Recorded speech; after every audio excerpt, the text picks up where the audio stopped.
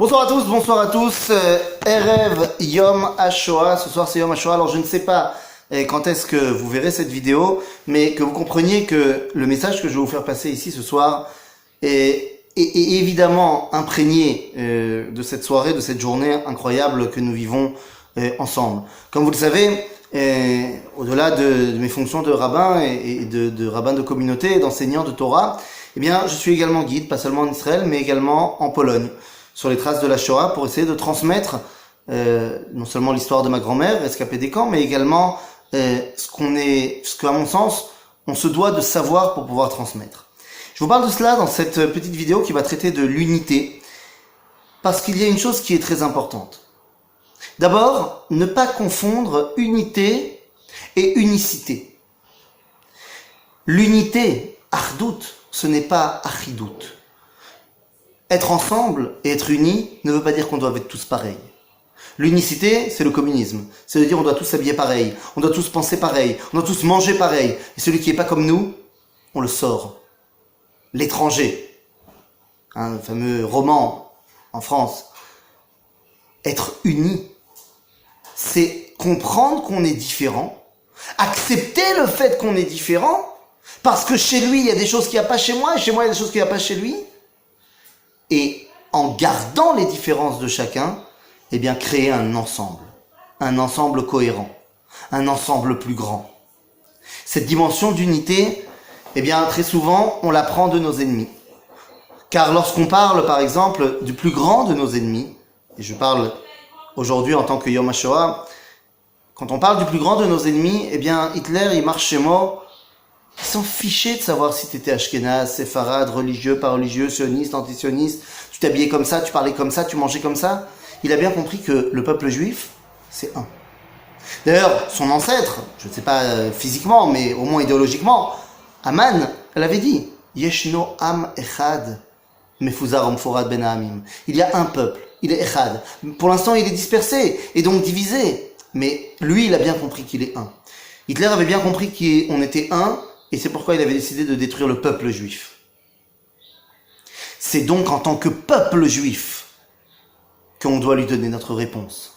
Vous savez, je dis souvent cet exemple-là, je ne sais pas si je l'ai déjà dit sur cette chaîne, sinon ça fera double emploi, mais c'est un exemple qui me reste gravé, que j'avais entendu du Rav Israël Meir Lau, qui explique qu'en novembre 1944, la déportation des Juifs de Hongrie commence. Et à un moment donné, un convoi qui arrive le soir, le dimanche soir, et alors que pour les Hongrois, c'était directement la chambre à gaz, il n'y avait pratiquement pas de sélection. Auschwitz était devenu un camp d'extermination. Eh bien, à ce moment-là, les chambres à gaz ne marchent pas.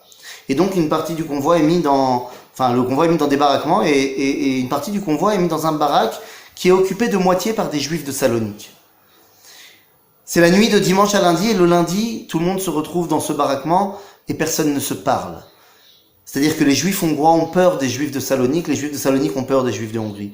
Pourquoi ? Eh bien parce que un Juif hongrois, pour lui, un Juif c'est quoi ? C'est un mec qui est blanc de peau, qui parle yiddish, qui a pas vraiment le sens de l'humour, et voilà, c'est ça un Juif, qui a une barbe et tout. Puis il voit tout d'un coup des gens en face d'eux qui sont bronzés, qui ont une moustache, qui parlent avec les mains, les Juifs grecs. Et pour les Juifs de Salonique, eh bien un Juif c'est quelqu'un qui est bronzé, qui a une moustache, qui parle avec les mains. Et là tout d'un coup, il voit des gens austères comme ça, sérieux, qui parlent en yiddish, en allemand. Tout le monde a peur de l'autre. Et pendant près de 5 jours, ils ne vont pas se parler. Ils ne vont pas se parler les uns les autres parce qu'ils sont tellement différents. Qui aurait pu imaginer qu'ils sont un avec leurs différences. J'allais dire malgré, mais non pas malgré, avec leurs différences. Erev Shabbat, vendredi soir, d'un côté et de l'autre du baraquement, eh bien, on va entendre et reconnaître les mots de l'Echadodi. Avec des airs différents pour la Hongrie et pour Salonique. Mais on va tous reconnaître que c'est les Chadodi. Et pour la première fois, eh bien, ils vont se rendre compte qu'ils sont tous juifs, vont se tomber dans les bras les uns des autres. Et le lendemain, Shabbat matin, ils iront ensemble à la chambre à gaz, tout ce baraquement. Le Rav Lau disait, dans la Shoah, on a appris que le peuple juif pouvait mourir ensemble. Le défi de la pré-Shoah, le défi de notre Yom HaShoah, c'est de montrer à quel point maintenant le peuple juif est capable de vivre ensemble. Ensemble avec ses différences. Et c'est notre défi aujourd'hui. Dans la communauté francophone, peut-être encore plus qu'ailleurs. Prendre de chez les autres. Prendre de chez les autres pour voir ce qu'il y a de bien chez les autres. Alors on m'a demandé de dire, alors donne-leur un exercice pratique. Eh bien vous allez rire. Mais pour moi, c'était un exercice qui m'a formé. Première fois en Israël. Enfin première fois, non. Dans la première année en Israël. On m'avait dit, tu sais, il y a un Shabbat extraordinaire, il faudrait que tu fasses, va chez le Rav Machles. Je ne sais pas si il fait toujours ça, mais je ne savais pas ce que c'était à l'époque, il y a 16 ans. On m'a dit, alors je dis, ok, mais comment on fait pour aller chez le Rav Machles Shabbat? Il dit, c'est pas compliqué, tu vas prier au kotel vendredi soir et tu te laisses guider. Avec ma chavruta, on y a été prier là-bas au kotel, et puis on attend, on devait attendre. Et puis c'est vrai qu'au bout de 20 minutes, après que toutes les tfilotes aient été terminées vendredi soir, il y a un jeune homme, une quinzaine d'années, qui vient et qui dit, vous voulez le Rav Machles? Je dis, ouais. Et il dit, venez avec moi. En fait, c'était un de ses enfants qui venait, chaque semaine, il y avait un autre de ses enfants qui venait ramasser les gens au kotel qui venaient chez lui. Et on marche, et on marche, et on marche, et je lui dis à un moment donné, parce que plus on marche, et plus il y a des gens il y avait des points comme ça de rencontre, il y a des gens qui viennent avec nous. Tous différents. Je lui dis à un moment donné, mais dis-moi, vous faites ça tous les Shabbats? Il me dit, oui. Je dis, alors, il n'y a pas de Shabbat en famille? Et il s'arrête net, et il me dit, mais comment ça? Am Israël, c'est ma famille.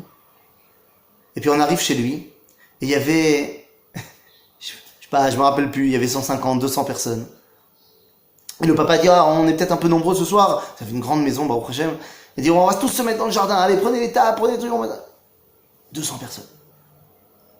Et il y a plusieurs choses qui m'ont étonné dans cette soirée-là. La première chose, il a dit, d'abord, dans chaque table, quelqu'un doit dire quelque chose.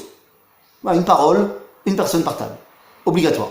Deuxièmement, tout le monde doit chanter. Même si vous connaissez pas les paroles, vous faites la, même si vous chantez faux, on s'en fout. Et troisième chose, faites le tour des tables pendant le repas. Parce que vous verrez que sur chaque table, il y a des aliments différents. Bon, c'était quelqu'un qui, Baruch Hashem, avait beaucoup de moyens, mais il y avait des aliments différents.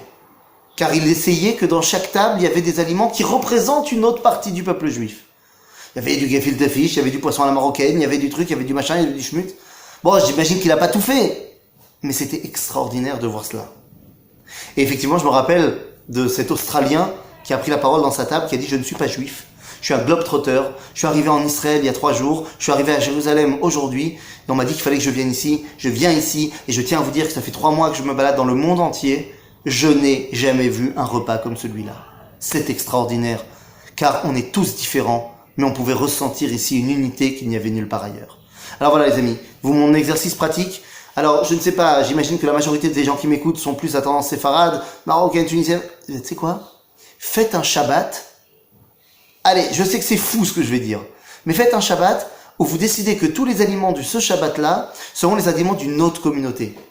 Parce qu'il n'y a rien qui rapproche plus les gens que la nourriture. Et donc essayez, au travers de cette nourriture d'une autre communauté, d'apprendre à la connaître mieux, pour voir qu'est-ce qu'elle a à nous apporter. Et je terminerai simplement en disant qu'est-ce que moi j'ai fait personnellement. Il y a des années, vous savez, en tant qu'Ashkénaze, le soir de Rosh Hashanah, c'est très très pauvre. C'est de la pomme, du miel, point barre. Et puis un jour, on a été chez ma tante, qui est marocaine, et qui nous a fait le seder de Rosh Hashanah, et je trouvais ça fantastique. Et donc depuis, eh bien, chez moi, dans ma maison, oui, une maison ashkénaze, polonaise, eh bien, on fait le seder de Rosh Hashanah à la marocaine, et chaque année, on rajoute des autres trucs à la nouveauté des nouvelles années. Donc voilà mon exercice pratique. Faites un Shabbat avec des repas qui viennent d'ailleurs, pour essayer, et vous savez quoi, inviter des gens ce Shabbat-là, après le Corona, qui viendront d'ailleurs, pour essayer de voir à quel point ils sont différents, pas pour les convertir à votre style de Shabbat, mais pour apprendre d'eux, pour que eux apprennent de vous, pour que ensemble et différemment, on puisse créer une unité qui s'appelle Am Israël Chai. À bientôt les amis.